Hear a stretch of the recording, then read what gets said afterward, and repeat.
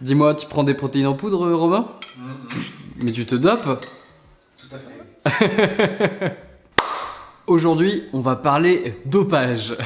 Plus sérieusement, j'entends encore parfois dans mon entourage, un peu partout, des personnes qui ont des a priori sur la consommation de protéines en poudre et qui considèrent ça comme potentiellement du dopage, qui voient ça d'un très mauvais œil, qui s'imaginent forcément du coup les personnes qui se dopent aux stéroïdes et qui prennent des protéines en poudre et mettent ça dans la même case. Le but de cette vidéo, c'est de te montrer que ce n'est pas forcément le cas, c'est même pas du tout le cas. Je vais t'expliquer pourquoi, quel est le réel intérêt derrière la consommation de protéines en poudre, pourquoi tu n'en as pas forcément besoin et si tu décides d'en consommer, lesquels choisir en priorité et comment les choisir. Je finirai aussi par une sélection de celles que je consomme personnellement, si jamais tu as envie d'un petit peu d'inspiration.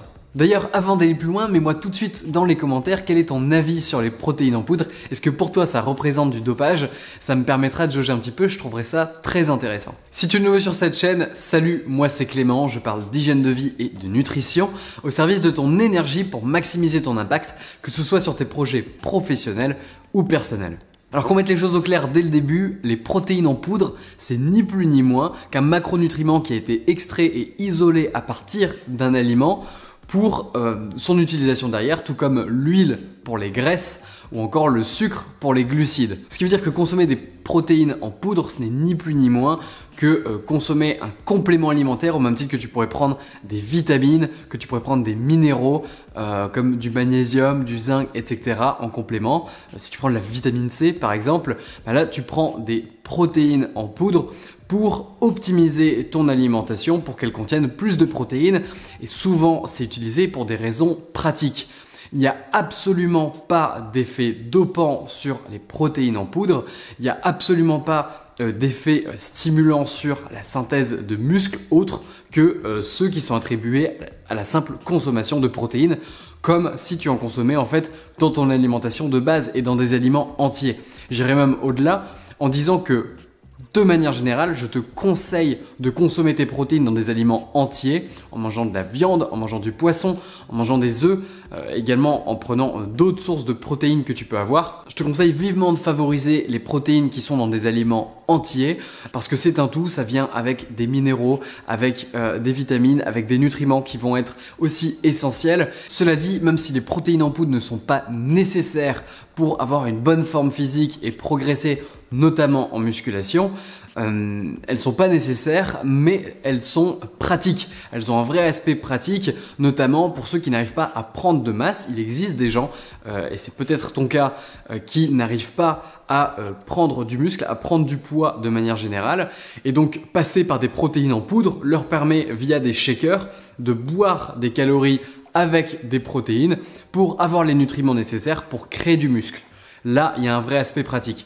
Aussi, si on ne peut pas forcément se déplacer avec un pique-nique ou se faire à manger et qu'on veut avoir quand même un apport nutritionnel, c'est pertinent, plutôt que de prendre un simple smoothie qui va être bourré de sucre, de tout simplement ajouter des protéines en poudre et se faire un shaker et boire ses calories pour des raisons pratiques. Maintenant, lesquels choisir? Alors ce qu'il faut savoir, c'est qu'il y a deux critères qui sont utilisés pour marquer la qualité des protéines. La première, c'est ce qu'on appelle la BV pour Biological Value et qui en fait détermine, on va dire, la biodisponibilité des protéines. Donc à quel point les protéines sont jugées assimilables.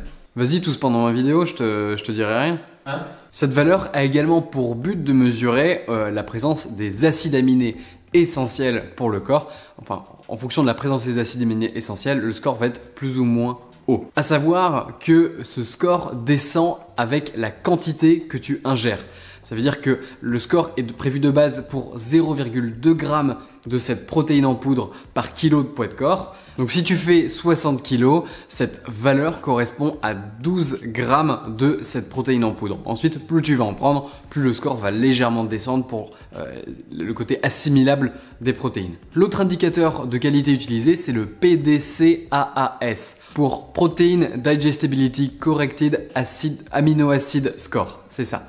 Ce score est notamment utilisé par l'OMS, donc l'Organisation mondiale de la santé, par rapport aux besoins en acides aminés, spécifiquement notamment des enfants. À savoir qu'il existe deux grandes catégories de protéines en poudre, les protéines d'origine animale et les protéines d'origine végétale. Pour chaque protéine que je vais te citer, je te fais apparaître la biological value et le score PDCAAS dans un coin de l'écran pour que tu puisses te faire une idée. Dans les protéines d'origine animale, il y a la plus connue, bien évidemment, la whey, qui est issue du coup du lait de vache et qui existe en deux versions, la version concentrée et la version isolée. Quelle différence? Alors l'isolat de whey, c'est 90% de pureté sur les protéines, là où la whey concentrée ne va contenir que 80%, va être concentrée qu'à 80% de protéines. C'est simplement 10% de différence pour quand même une différence de prix assez forte. L'intérêt en fait de prendre de l'isolat, c'est plus si notamment tu es intolérant au lactose, tu as vraiment des problèmes de digestion avec le lait, tu vas beaucoup mieux digérer l'isolat. Et aussi si tu veux faire particulièrement attention aux macronutriments de ce que tu manges, que tu veux vraiment optimiser et avoir beaucoup plus de protéines, notamment si tu es en sèche, ça peut être pertinent de prendre de l'isolat. Mais ça regroupe également la caséine qui est également issue du lait et qui est réputée comme étant une absorption plus lente que la whey. On compte aussi les protéines d'œufs qui ont plutôt bonne réputation et je te recommande notamment la marque Egnergy qui est plutôt pas mal au niveau qualité et qui est française pour les protéines de blanc d'œuf en poudre. Et enfin mon favori, le collagène, qui est en fait les protéines qu'on trouve directement dans les tendons et les os de la viande en fait, principalement du coup du bœuf. Laisse-moi te recommander quand même de prendre du collagène grass-fed, donc nourri à l'herbe, qui fait attention du coup à ce que les bœufs utilisés pour faire ce collagène n'aient été nourris que exclusivement à l'herbe et auront du coup seront de bien meilleure qualité, au-delà du fait d'être en plus beaucoup plus éthique. Et enfin, tu as les mix qu'on va appeler les blends, où en fait, qui reviennent en fait à mélanger différentes sources de protéines en poudre. Tu peux avoir un mix de protéines de blanc d'œuf et de whey, notamment Egnergy le fait, ils appellent ça le Wheynergy. Tu remarqueras que le gros avantage des protéines en poudre d'origine animale, c'est notamment leur score, autant le BV que le PDCAAS, qui sont vraiment élevés. Viennent ensuite les protéines végétales, là avec les choix classiques, tu as notamment le riz, mais également protéines de pois, protéines de chanvre, protéines de soja, les protéines de graines de courge et enfin également les mix, les blends avec cette fois-ci que des protéines végétales.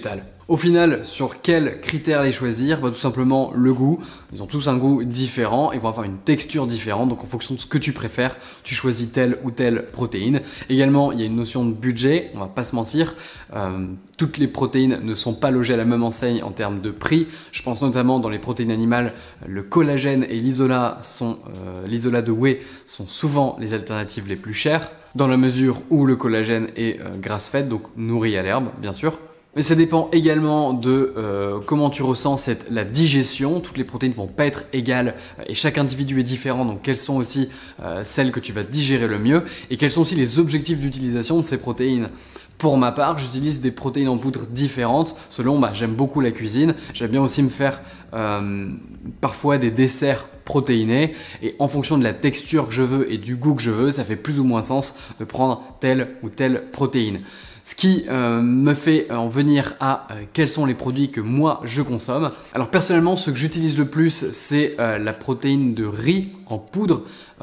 Je la prends bio, je la prends d'ailleurs chez Greenway. L'avantage, c'est qu'elle est pré-fermentée et du coup, ça la rend beaucoup plus digeste. Crois-moi, essaie de prendre des protéines en poudre, des protéines de riz pré-fermentées. Tu me remercieras et ton entourage aussi. Sinon, tu en as pour quelques heures de crise de flatulence aiguë. Et oui, c'est du vécu. L'avantage notamment de la protéine de riz, c'est qu'elle a un goût qui se marie super bien quand on veut faire un peu des desserts, etc. C'est un goût qui est assez agréable et elle a une grosse concentration en protéines. Néanmoins, je te l'ai dit, mon favori, c'est le collagène. Le collagène en poudre. Alors, je fais aussi beaucoup mes bouillons, mes propres bouillons avec les restes de ma viande, les os, etc. Et également les restes de mon poisson. Voilà, je fais énormément de bouillons. C'est un super moyen d'avoir naturellement du collagène et en plus, c'est pas cher du tout et c'est super bon. Mais parfois, c'est pratique d'avoir le collagène en poudre. Le gros avantage, c'est qu'il a quasiment pas de goût. Il est quasiment inodore et ça se marie très bien, notamment quand je fais mes propres glaces de fruits. Ça permet d'avoir une texture un petit peu plus dense, d'avoir une glace ultra chargée en protéines et ça ne fait absolument pas, ou alors extrêmement peu, changer le goût. Enfin, je peux occasionnellement utiliser de la whey pour son côté crémeux qui peut être intéressant pour certaines recettes, notamment si je veux faire des glaces protéinées, mais j'en prends assez peu. J'utilise également de temps en temps des protéines de graines de courge. Ça, c'est sur les conseils de mon frère qui m'a partagé quelques moyens très sympas de les cuisiner. Et d'ailleurs, je l'en remercie chaleureusement. Et toi, quelles sont tes protéines en poudre préférées? N'hésite pas à me le dire en commentaire, ça me permettra de jauger un petit peu quelles sont les sources qui reviennent le plus. J'espère t'avoir éclairé sur la consommation de protéines en poudre. Si tu as d'autres questions, n'hésite pas à me le mettre en commentaire. N'oublie pas de mettre un pouce bleu si la vidéo t'a plu, ça aide énormément la chaîne. D'ailleurs, si la vidéo atteint 100 pouces bleus, je te ferai une vidéo où je te partage l'une de mes recettes protéinées gratuitement, notamment une recette de dessert qui, je pense, va beaucoup te plaire. Sur ce, je te dis à très vite pour des prochaines vidéos. D'ici là, prends soin de toi, ton cerveau te remerciera. Merci d'avoir regardé cette vidéo jusqu'au bout, j'espère qu'elle t'a plu. Si tu veux aller plus loin, je t'ai fait une vidéo sur les 5 habitudes qui ont le plus changé ma vie. Après des années d'auto-expérimentation, il y a vraiment 5 habitudes qui ont eu en tout cas le plus d'impact sur mon quotidien avec un minimum d'énergie. La vidéo, si elle t'intéresse, tu peux la télécharger en cliquant sur le bouton ici. Je ne sais pas combien de temps elle va rester en ligne, je change régulièrement d'offres gratuites, donc n'hésite pas à la télécharger dès maintenant et je te dis à très vite de l'autre côté.